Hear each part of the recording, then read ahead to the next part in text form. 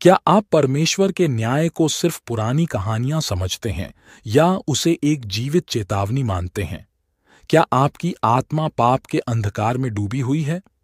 अगर आज का दिन आपका अंतिम हो, क्या आप तैयार हैं? यह कोई साधारण कथा नहीं है। यह एक आत्मिक युद्ध की कहानी है। एक ऐसी यात्रा जो मृत्यु के माध्यम से जीवन की ओर ले जाती है। पार्ट 1। कोरह, दातान और अबीराम। पृथ्वी ने उन्हें निगल लिया। गिनती 16। कोरह एक प्रभावशाली नेता था, लेकिन वह परमेश्वर की नियुक्ति को चुनौती देता है। उसके साथ दातान और अबीराम भी शामिल होते हैं। वे कहते हैं, मूसा और हारून क्यों परमेश्वर के प्रतिनिधि बने? मूसा रोते हैं, विनती करते हैं, लेकिन जब आत्मा विद्रोह में डूब जाए तो चेतावनी भी बेअसर हो जाती है। और जमीन ने अपना मुंह खोला और उन्हें उनके घरों समेत निगल लिया।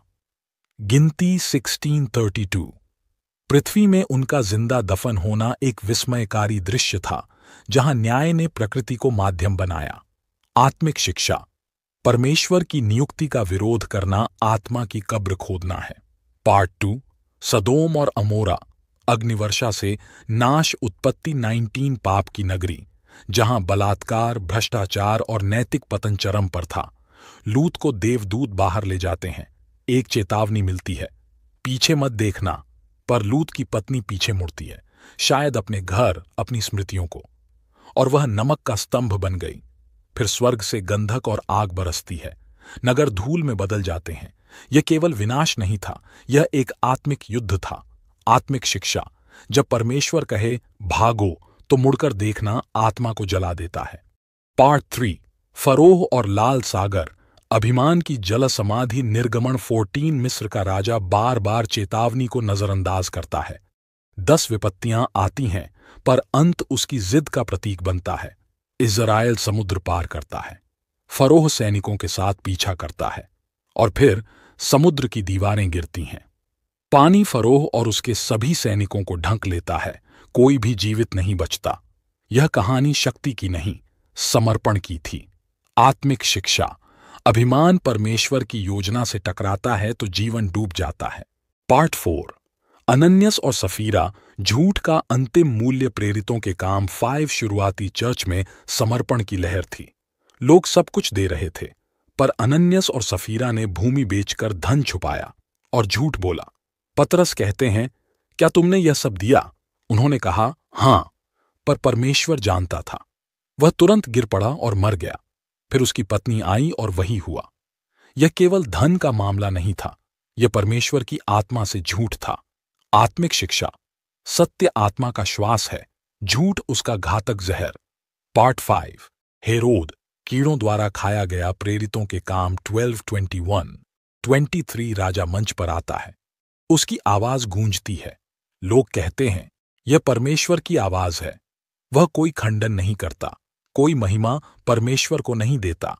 उसे एक स्वर्गदूत ने मारा और वह कीड़ों द्वारा खा लिया गया। यह मृत्यु महिमा के लालच की थी, जो परमेश्वर की महिमा को चुराने का प्रयास करती है। आत्मिक शिक्षा।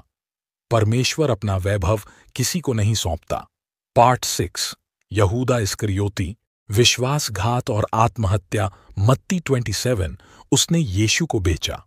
चांदी के सिक्के उसके हाथों में थे, लेकिन आत्मा शर्म से थरथरा रही थी। वह मंदिर में जाता है, सिक्के फेंकता है, लेकिन पुनः स्थापन के लिए यीशु को ढूंढता नहीं। वह अकेला चला जाता है।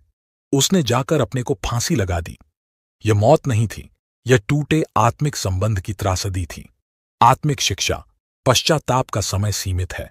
अनुग्रह को ठुकराना आत्मा का अंत है। पार्ट 7।